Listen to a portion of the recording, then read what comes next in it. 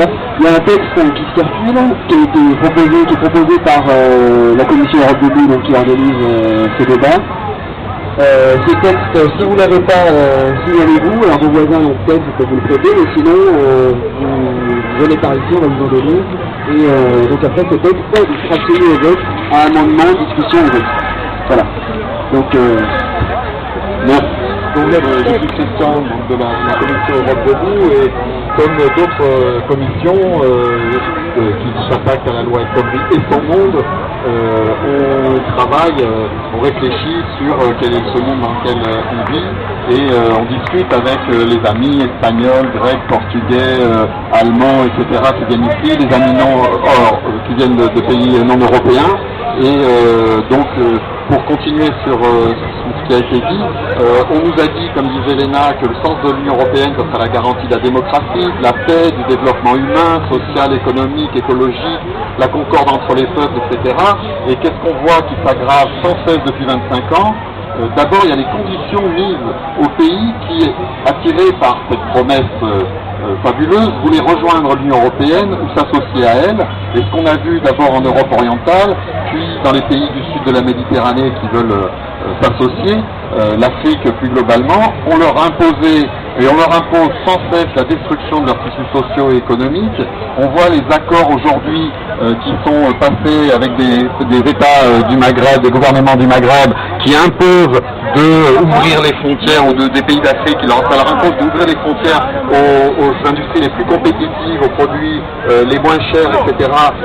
Ça impose qu'il n'y ait plus de barrières douanières, alors que les budgets de nombreux États d'Afrique, par exemple, reposent beaucoup sur les taxes des pays pauvres, ça repose beaucoup sur les taxes à importation, etc. On leur impose d'enlever tout ça, ça détruit totalement les économies, les industries vivrières, les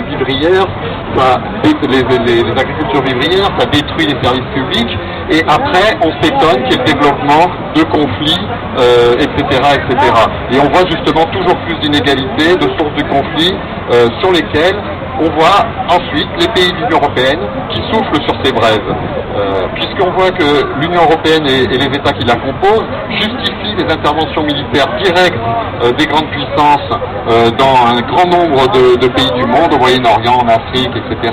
Au lieu d'aider les peuples à éliminer les racines des guerres, elle développe ces racines, elle développe aussi les bases idéologiques du racisme en exonérant les logiques financières qui amènent à des conflits, et en faisant porter les responsabilités des conflits à des cultures, n'est-ce pas, qui seraient non européennes.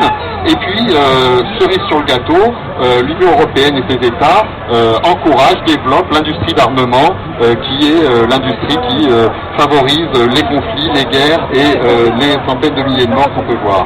Et ensuite, face aux résultats de ces politiques inégalitaires, de la misère, des conflits, des guerres, l'Europe a mis en place l'espace Schengen, qui se voulait très beau, abolition des frontières internes pour les capitaux et les hommes, mais en fait on voit bien que pour les capitaux il y a tout ce qu'on veut comme liberté, mais pour les hommes et les femmes et les enfants, il y a la fermeture des frontières à tous les mouvements humains, avec une arrogance insupportable.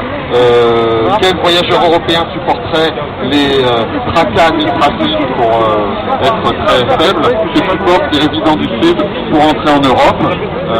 Aujourd'hui, on n'en est absolument même plus là. On en est au barbelé tout autour de l'Union européenne, les murs. On en est au dispositif Frontex qui dépense des milliards pour organiser cette Europe forteresse, pour engager toutes les mesures policières, militaires pour empêcher l'émigration, qui provoque des dizaines de milliers de morts en Méditerranée, encore plusieurs centaines cette semaine, et qui sont annoncés aux journaux télévisés comme la baisse du chômage, avec le sourire des présentateurs télé, soulagés que ces gens, ces hommes, ces femmes et enfants ne puissent atteindre notre paradis, entre guillemets. On en est toujours à plus de justification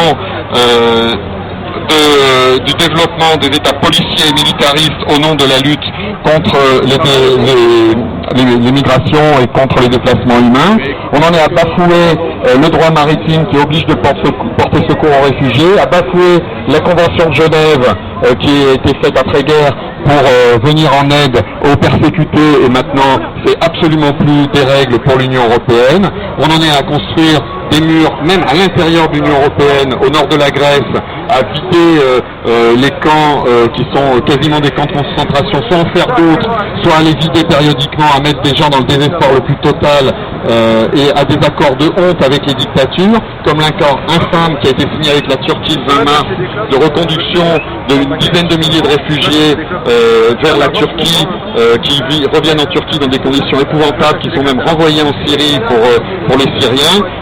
Bon, on ne parle même plus des autres migrants, bon, et tout ça, soi-disant pour accueillir 72 000 réfugiés syriens cette année, 0,02% de la population européenne, alors que les pays voisins de la Syrie en accueillent des centaines de milliers, des millions.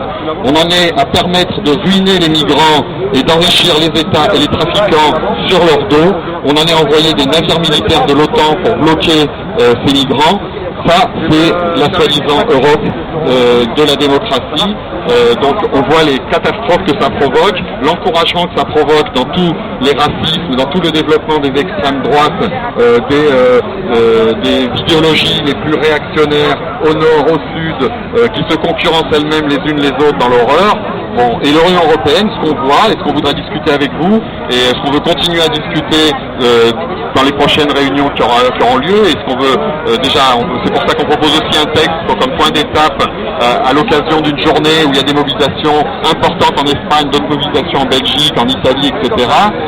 On veut porter ce débat-là, qui est le débat de comment on met fin à ce monstre, comment on remplace les institutions qui sont plus transformables maintenant en elles-mêmes, sont plus réformables, mais comment on les remplace de fond en comble par un débat international et des institutions complètement différentes.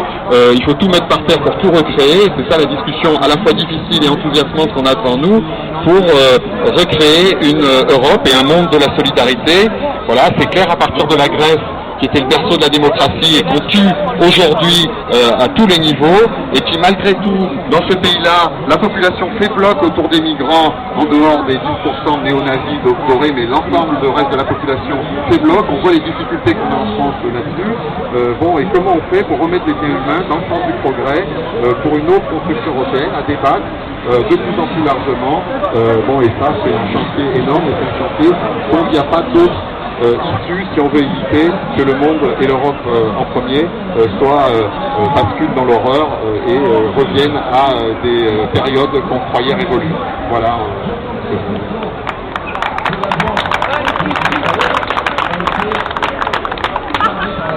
Voilà, donc on va passer